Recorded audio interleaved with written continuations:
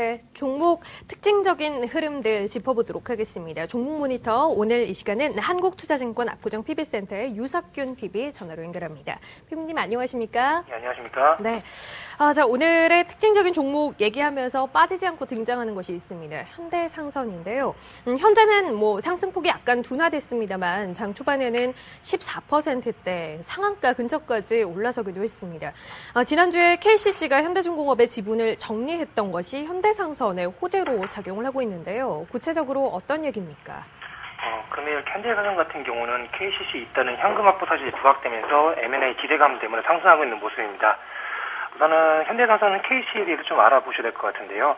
우선은 KCC가 M&A 기대감으로 부분이 재반영되는 부분이고요. 한때 M&A를 시도했던 KCC 그룹이 대규모 현금을 확보했던 사실이 부각되면서 다시 한번 M&A 가능성으로 금이 상승하고 있는 모습으로 계열사인 현대엘리베이터 역시 동반 상승하는 모습입니다. KCC 자금 확보 부분을 조금 구체적으로 알아보실 필요가 좀 있으실 것 같은데요.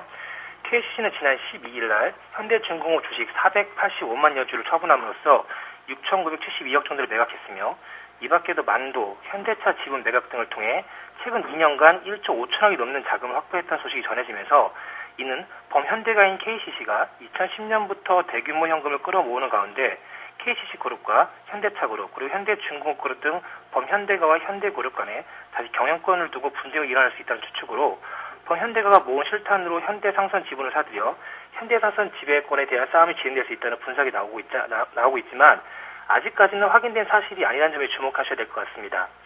지난 2003년도에도 현대엘리베이터 경영권을 두고 현대그룹과 분쟁을 벌인 적이 있지만 그 당시 독일 엘리베이터 기업인 쉰들러 그룹이 KCC 보유 지분을 인수하면서 분쟁이 일단내는 경우가 있었습니다. 그럼 현대상선 같은 경우 대응 전략을 간단하게 좀 말씀을 드리도록 하겠습니다. 시장의 루머에 따라서 움직이고 있는 상황만큼 섣부른 접근을 좀 자제하시는 것이 좋을 거라는 판단이며 현재 보유 중인 투자자인 경우 주가의 흐름보다는 거래량 움직임을 확인하면서 대응하시는 것이 좋을 것 같다는 판단입니다. 지분 문제에 따른 경영권을 가지고 있는 이슈만큼 거래량 움직임이 민감하게 반영될 가능성이 있기 때문으로 판단됩니다. 보유하신 분들께 해주신 얘기를 좀 더 구체적으로 언급해 주셨으면 합니다. 거래량을 보면서 대응을 해야 한다라고 언급해 주셨는데 구체적으로 어떤 얘기입니까? 지금 현대사전 같은 경우는 금일 이슈 부분에 대해서는 2003년도에도 언급이 됐던 부분인데요. 그 당시 주가를 보더라도 주가의 움직임 먼저 반영되기 전에 거래량이 큰 폭으로 상승되는 부분이 좀 시장에 반영됐습니다. 그와 동일하게 지금같이는 확인된 이슈가 아닌 상황이라면 거래량 같은 경우 좀 증가하는 폭을 확인한 다음에 접근해 보셔도 안정적인 수익을 창출하는 데는 문제가 없으실 거로 좀 판단이 됩니다. 자, 두 번째 종목으로 넘어갈게요. 오늘 한섬 역시 특징주로 계속해서 언급이 되고 있습니다. 현대홈쇼핑이 한섬 지분을 인수하기로 했다라는 소식이 한섬 그리고 현대홈쇼핑 모두에게 호재로 작용하고 있는데요. 현재 2%대 강세입니다. 추가 상승 예상해볼 수 있을 만한 이슈입니까? 한섬 같은 경우는 일단 현대홈쇼핑 관련 이슈가 좀 금일 작용하고 있는 모습인데요. 우선은 한섬에 대해서 펀드메터를 조금 알아보셔야 될 것 같습니다. 우선 강한 브랜드형을 통한 양호한 실적을 달성할 수 있을 것 같고요. 2011년도 4분기 매출액과 영업이익이 각각 1,797억과 412억 정도로 기존 예상치와 시장 컨센서스에 부합할 전망이며 지난 11월 달에 따뜻한 날씨와 경기 침체로 인한 소비 심리 하락 등이 영향으로 매출액의 성장률이 좀 다소 둔화되긴 했지만 강한 브랜드력을 바탕으로 회복세를 보이고 있고 현재 양호한 실적을 기록 중입니다. 올해 2012년도의 매출액은 한 12% 정도, 영업이익은 11% 정도로 전망하고 있는데요. 올해에도 랑방 컬렉션이라든가 타이밍 같은 남성복 브랜드의 고성장이 지속될 것으로 예상됨에 따라서 12%가량의 성장을 달성 가능할 전망이며 현재 양호한 소비 환경을 저하시킬 불안 요인이 잠재하고 있어 소비 심리의 하향 조정 가능성이 큰 것으로 판단되지만 강한 브랜드력을 바탕으로 한 양호한 판매 성장률이 기대되며 또한 SK 네트워크를 통한 중국 진출이 본격적으로 시작되는 것만큼 추가적인 매출 발생 관심이 필요할 것으로 예상됩니다. 현대홈쇼핑 같은 경우는 한섬 같은 경우 현대홈쇼핑 지분의 34% 인수 결정이 되는 부분이 있는데요.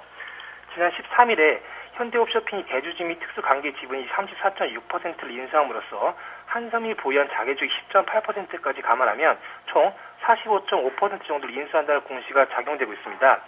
이는 패션업계의 최대 규모의 빅딜로 현대홈쇼핑은 새로운 성장 동력이 확보하며 고급 이미지 강화 및 차별화를 통한 홈쇼핑 사업 경쟁력 강화뿐만 아니라 기존 유통망을 활용한 시너지 창출 등의 차원에서 인수를 결정함으로써 현재 홈쇼핑은 8,800억가량의 순현금을 보유하고 있어 자금 여력까지 충분하다고 판단됩니다. 한섬의 입장에서는 좀 말씀을 드리겠습니다. 한섬의 입장에서는 이번 인수권이 현대 홈쇼핑이라는 인수 주체, 인수 배경과 의지, 또 규모 등을 감안해 볼 때 긍정적이며 현대백화점을 통한 유통망 확보로 기존 브랜드의 영향을 확정하는 한편 새로운 브랜드 사업을 시작하는 데 있어서 용이할 것으로 판단됩니다. 따라서 그간 성장 동력 부재에 따른 낮은 밸류에이션을 적용받아왔으나 향후 장기 성장성을 확보했다는 점에서 기업 가치가 본격적으로 부각될 수 있을 거로 판단됩니다. 이런 대응 전략으로 좀 말씀을 드리겠습니다. 우선은 한섬보다는 현재 홈쇼핑으로 접근하는 것이 조금 유용해 보이고요. 현재 13만 원대의 주가 흐름을 유지해준다면 향후 펀더멘탈을 고려해 봤을 때도 추가적인 상승 가능성은 충분히 있는 상황이라 판단됩니다. 목표가는 15만 원 선 정도로 설정해 주셔도 큰 무리가 없으실 것 같고요. 손절가는 13만 원 하향 있다시 분할 매도하시는 것이 양호해 보입니다. 네, 세 번째 종목으로 준비한 건 초록뱀입니다. 올 들어서 주가 상승이 상당히 가파릅니다. 올 초에 2,000원대에 시작했던 주가가 현재 3,000원대까지 올라 있습니다. 거의 50%가량 주가 상승을 해 있는 상태인데 최근에 이렇게 가파르게 오르고 있는 이유 어디서 찾을 수 있습니까? 초록뱀 같은 경우 제작 프로그램들이 연이어 흥행에 성공함에 따라 본격적인 실제 기대감으로 최근에 주가의 모습이 양호한 모습입니다. 우선 제작비 현실화에 따른 이 가직성이 좀 높아진 가능성인데요.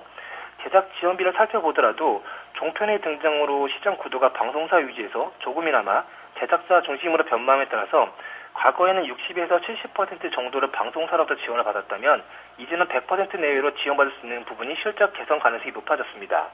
또한 방송사가 증가함에 따라서 제작 편수를 증대 기회가 따랐는데요. 방송사에서 제공하는 제작 편수를 늘리기 위해서는 자금력이 뒷받침돼야 되는데 동사의 경우 3분기 순현금이 88억 정도로 보유하고 있고 방송사의 관계도 양호한 편이어서 현금 회수 부분도 빠를 것으로 파악되며 작년 4분기 매출액은 전년 동기 대비 447% 증가한 105억 정도로 추정되고 영업이익은 흑자전환 12억 정도 예상됩니다. 또한 2011년도 8월달에 시작한 오작교 형제들이라든가 9월에 시작한 하이킥, 그리고 12월에 시작한 K-팝 스타와 전국 퀴즈 선수권 대회 등의 프로그램이 큰 폭의 성장률을 기록하는 데 기여할 수 있을 것으로 전망됩니다. 또 드라마 제작비 증가에 따른 수혜를 좀 볼 수 있을 것 같은데요. 제작 규모가 점점 커지는 시장에서 방송사 입장에서는 투자에 대한 위험 부담을 피하기 위해서 가능하면 메이저 제작사를 선호하는 것으로 판단되는 부분과 이러한 제작비 증가에 따른 대형사의 시장 진입 부분은 긍정적인 결과를 가져올 수 있을 것으로 판단되고 그동안 드라마 제작 환경이 열악해 자연적으로 구조조정이 진행되었던 바 있기 때문에 신규 진입이 가능성 있는 SM이라든가 IHQ 등이 드라마 제작에 새로 진입하더라도 경쟁 심화가 단가가 낮아지는 것이 아니라 오히려 제작사의 교섭력을 강화가 단가를 오히려 높일 가능성이 있다고 판단됩니다. 지금 초록뱀이 주가는 많이 올랐는데요. 지금 대응 전략으로는 현재 주가가 가파른 상승일 때 조정 가능성이 있어 보이는 상황에서 중장기 시장에서 접근의 필요가 좀 있어 보입니다. 따라서 3,000원을 하향 이탈하지 않는 범위 내에서 매수가를 설정하시고 3,000원의 지지 여부에 따라 분할 매수하시는 것이 좋을 것 같다는 판단입니다. 네. 마지막으로 준비한 건 남해화학입니다. 오늘 남해화학뿐 아니라 전반적으로 비료주들 흐름이 굉장히 부진합니다. 악재가 있는데요. 지금 비료주 같은 경우는 1995년도부터 2010년도까지 농협중앙회와 연합초 생산현합조합에서 중앙회에서 발주한 화학비료 입찰에서 사전에 물량과 입찰 가격을 따라 사실 적발되면서 현재 이 부분에 대한 조회 공시를 요구한 상태인데요. 공정위에 따르면 당합한 13개의 비료주 업체들 중에서 남해화학이 502원으로 가장 많았고요.